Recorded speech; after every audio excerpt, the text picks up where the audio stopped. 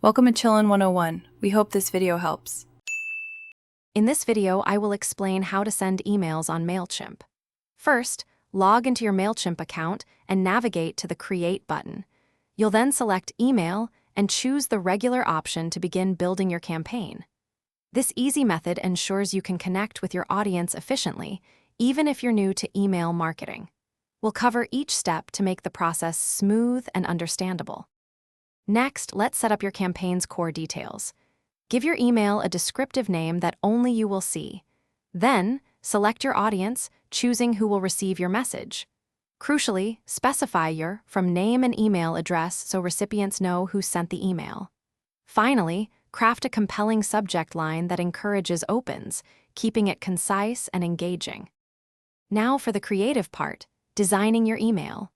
Mailchimp offers various templates to get you started. Drag and drop content blocks to add text, images, and call-to-action buttons. Focus on clear, concise messaging and visually appealing elements.